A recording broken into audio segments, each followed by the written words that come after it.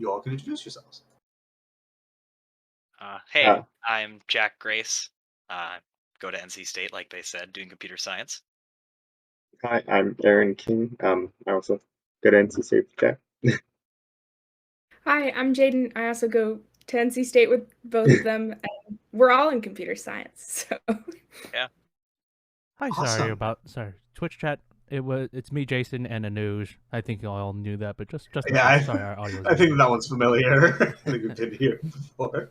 To begin with the questions, I would like to ask, where are you all calling in from? Are you calling in from NC or somewhere else? I'm personally Still in there. NC. Yeah. NC. Yeah, same. Awesome.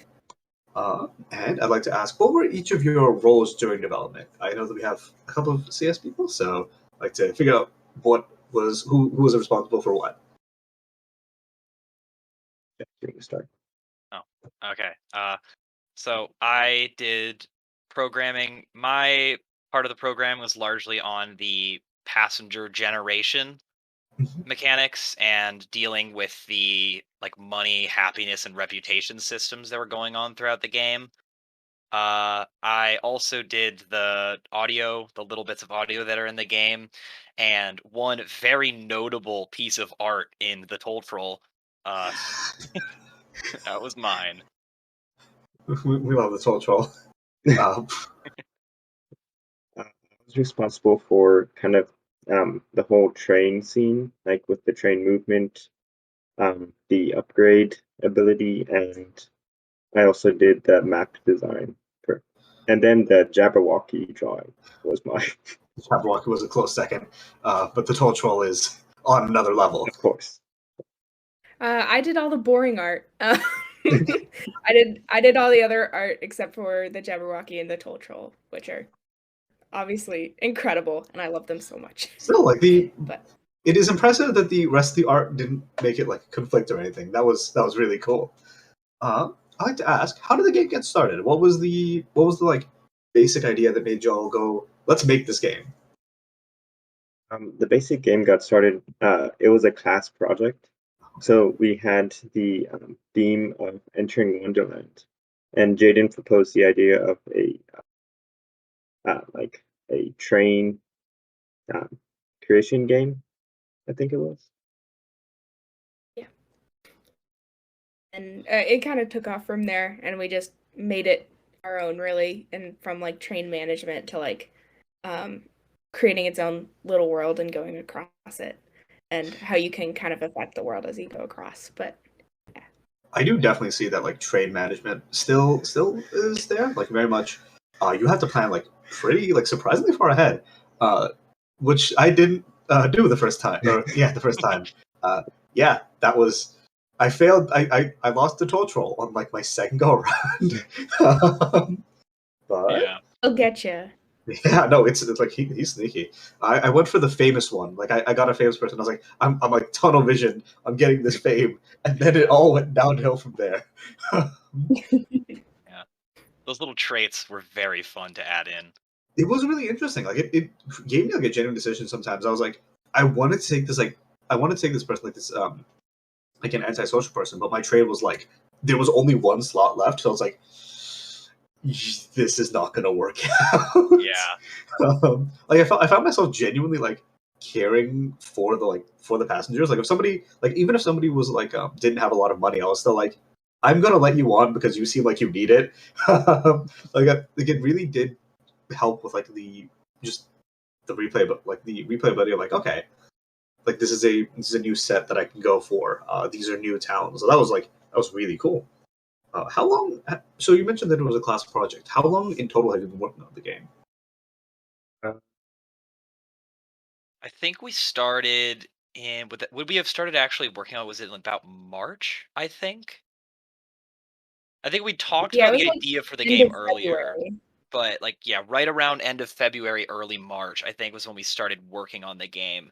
And then it was due end of April, early May. So that was the end of our like major. We did a lot of development up until then, and there've just been kind of minor little tweaks since. Yeah. Definitely. I'd like to ask the specific question of what would you add to the game if you had unlimited money, resources, time, everything?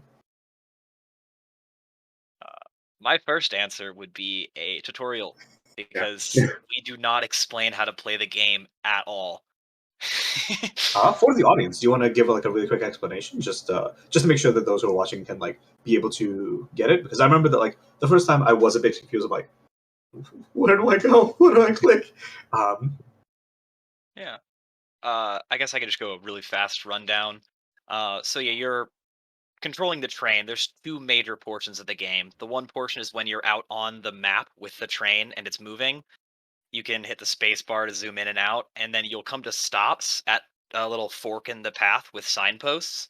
You click on one of the signposts to choose the path you're going down, and then every time you get to a town, all the little passengers will walk up and ask to get on, and you can choose who to accept and who to deny. And then you can also kick people off your train if you really want to and you're mean. Um, and then whenever you do successfully get to a town that is one of your passengers' destinations, they'll get off and give you money. And you'll sometimes get a tip if they were happy enough. And the happiness goes down over time the longer Oh your trip yeah, takes. yeah. It's a really like it ends up making you make some like really kind of like surprisingly tough decisions. Like, oh shoot, my train is pretty much full, but like this would be really good. Like this person tips really well, but also my train is full. What do I do? That was like it ended up making some like really really interesting situations of just oh no, I'm a bad person, aren't I? But definitely like a tutorial to help out with that would be great. Anything else?